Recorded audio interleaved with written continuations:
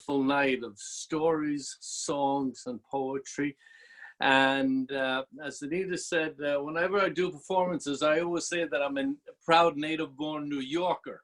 But I also say that I'm very proud that I spent 9 of the first years of my life growing up in Castletown, Gagan, County Westmeath, about 8 miles from Mullingar. And before I tell my story, you know how we all have memories that stay with us forever? Well, Martin, at the beginning, you referred to people after Mass would stay and would chat. And that's one of the great memories of my childhood. I remember as a kid, I love the fact that after Mass, and of course at that time most people had walked or had bicycles. There was very few people that had cars, but I just remember it was such a sense of community, and that whenever I go back home, that's one of the great images that stays with me. And Patty, you mentioned about the candles at Christmas time. And another one of my great memories, I remember coming home from midnight Mass with my parents. And as you come down to our house, you have to come down the Boreen. But when you stop at the top of the Boreen, you can look down. And I remember this one particular Christmas Eve, I guess I was maybe no more than 8 or 9. And we came to the top of the Boreen, and it was one of those nights, it was so clear and there was so many stars out. And my parents and I, we didn't say anything to each other. We just all stopped at the same time, and we looked and we could see all the candles in the houses that were on, plus the fact there was so many stars in the sky. It seemed that there were candles, almost candles coming from heaven. So, and you had made reference to that. And as I said, those are 2 of the great memories of my childhood. But anyhow, story-wise, one of my favorite storytellers is John B. Keane. And he's written one of my favorite Christmas stories called Many Years Ago. Many years ago, there was an old woman who lived in our street. She had but one son, and his name was Jack. Now, unfortunately, Jack's father died when Jack was just a gossoon. So Jack's mother went out to support the 2 of them. And as the years went on, she continued to support the 2 of them for the simple reason that Jack did not like to work. He liked to sleep, he liked to eat, he liked to smoke, but he did not like to work.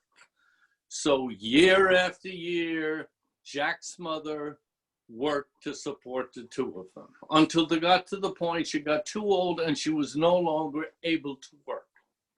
Well, Jack's answer to that, he skedaddled off to England, leaving his mother on her own.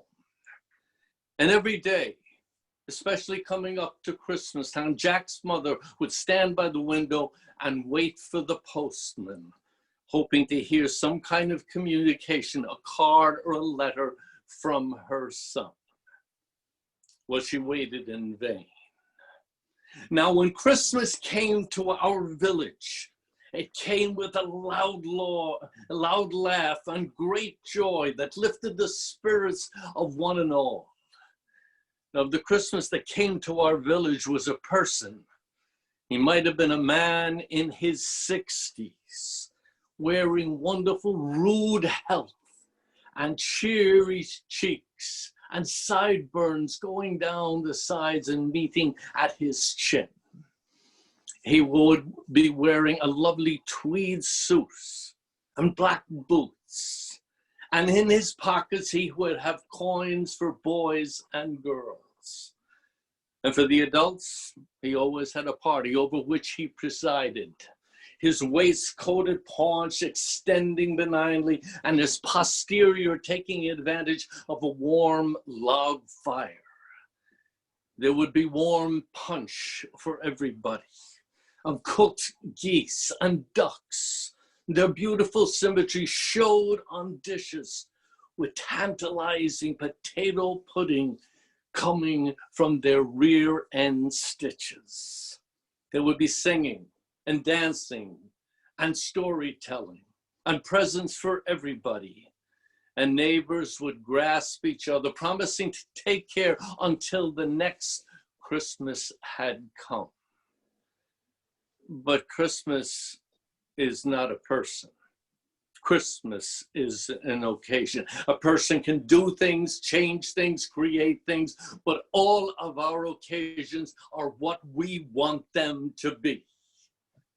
And so for that reason, Jack's mother waited every day for the postman to come. Now to every houses would come parcels and letters from distant places, from people who had remembered. And every house, in a sense, would become a storehouse until the great day came and the parcels and presents had been divided. Now, there was a postman who lived on our street and worked on our street, and he knew us better than we knew ourselves. At Christmas time, he was the spirit of the holiday. He came with bags and parcels for everybody. We waited for him the way children waited for the bishop on confirmation day. He truly was the spirit of Christmas, and he was sensitive to the feelings of others, particularly the elderly.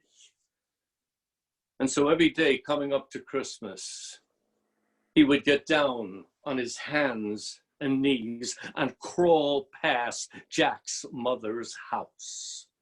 He couldn't bear to see the look of disappointment and sadness on her face when he had nothing for her. Well, one Christmas Eve, he finally had enough. He came into our house with packages and letters. Many of them were from England. And when the envelopes had been emptied, he asked for one. He crossed out the name and address and he put in a new one. And then he wrote a note and he signed it, "Your loving son, Jack."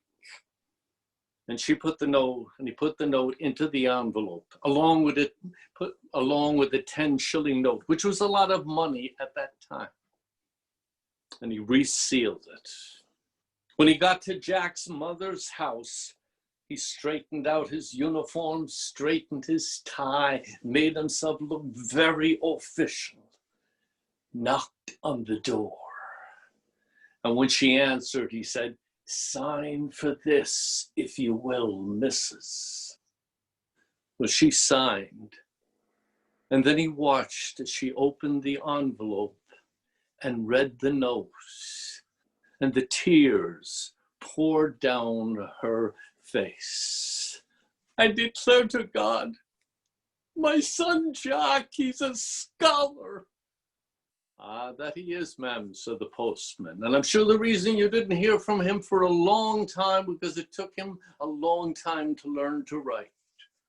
"Oh, I always knew there was good in him." "There's good in everyone, Mrs.," said the postman as he moved on to the next house. Well, it didn't take long for word to get around.